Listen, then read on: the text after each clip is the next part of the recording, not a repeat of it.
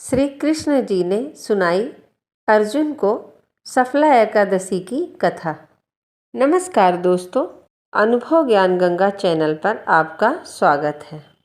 अर्जुन ने प्रसन्न होते हुए कहा, हे कमलनयन, मोक्षदा एकादशी की व्रत कथा सुनकर मैं धन्य हो गया। हे मधुसूदन, अब आप मुझे पौष मास के कृष्ण पक्ष की एकादशी की महिमा बताने की कृपा करें। अर्जुन की जिज्ञासा सुनकर श्री कृष्ण ने कहा, हे कुंती पुत्र, तुम्हारे प्रेम के कारण मैं तुम्हें तुम्हारे प्रश्नों का विस्तार सहित उत्तर देता हूँ। अब तुम इस एकादशी का महात्म्य सुनो। हे पार्थ, इस एकादशी का नाम सफला एकादशी है और इस एकादशी व्रत का महात्म्य सुनो। हे पार्थ, इस एकादशी के द्वारा भगवान विष्णु को शीघ्र ही प्रसन्न किया जा सकता है। पौष मास की कृष्ण पक्ष की एकादशी का नाम सफला एकादशी है। इस एकादशी के आराध्य देव नारायण जी हैं। इस एकादशी के दिन श्रीमन नारायण की विधि के अनुसार श्रद्धापूर्वक पूजा करनी चाहिए। हे पांडुनंदन, इसे सत्य जानो। जिस तरह नागों में शेषनाग, पक्षियों में गरुड़, ग्रहों में सूर्य चंद्र, यज्ञों में अश्वमेध और देवताओं में भगवान विष्णु श्रेष्ठ हैं, उसी प्रकार व्रतों में एकादशी व्रत श्रेष्ठ है। हे अर्जुन, एकादशी का व्रत करने वाले व्यक्ति भगवान श्री हरि को अति प्रिय हैं। इस एकादशी में नींबू, नारियल, नैवेद्य आदि अर्पण करके भगवान नारायण की पूजा करनी चाहिए। मनुष्य को 5 सहस्त्र वर्ष तपस्या करने से जिस पुण्य का फल प्राप्त होता है, वही पुण्य श्रद्धापूर्वक रात्रि जागरण सहित सफला एकादशी का उपवास करने से मिलता है। हे कुंती पुत्र, अब तुम सफला एकादशी की व्रत कथा ध्यान से सुनो। प्रेम से बोलिए, श्री भगवान विष्णु की जय, श्री एकादशी मैया की जय।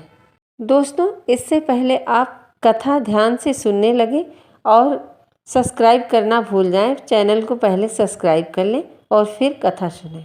पौष कृष्ण पक्ष सफला एकादशी की व्रत कथा।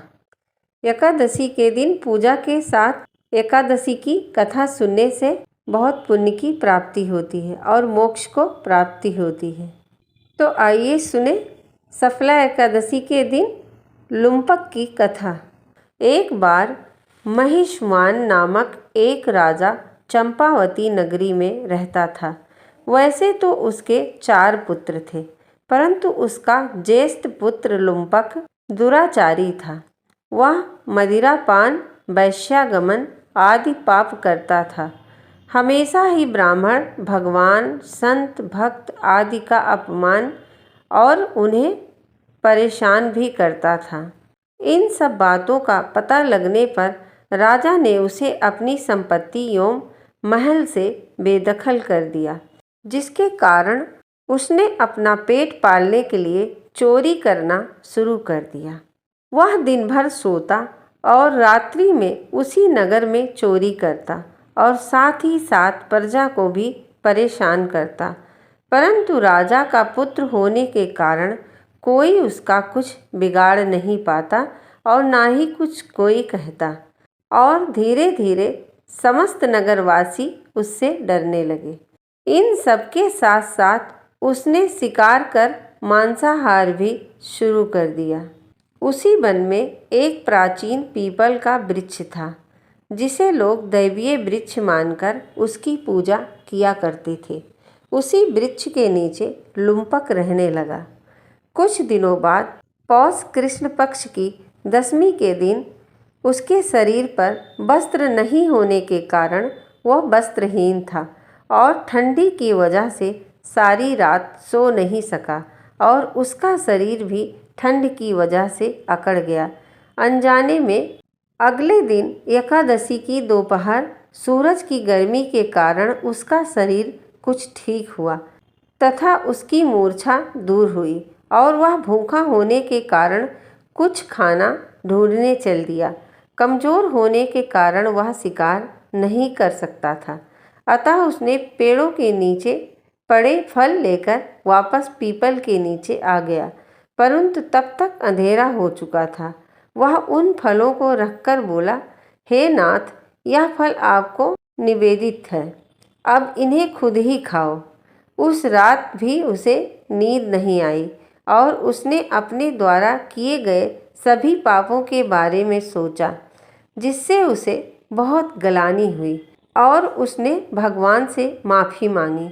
उसके द्वारा अनजाने में किए हुए निष्काम उपवास एवं पछतावे से श्री हरि को प्रसन्नता हुई और उन्होंने उसके समस्त पापों को क्षण भर में नष्ट कर दिया।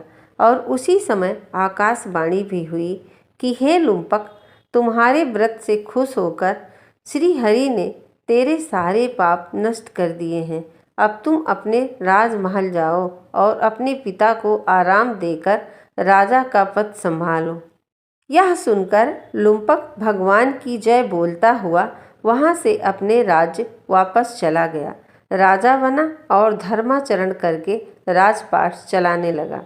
उसका विवाह एक योग्य कन्या से हुआ और संतान की प्राप्ति हुई। अंत में उसे मोक्ष की भी प्राप्ति हुई।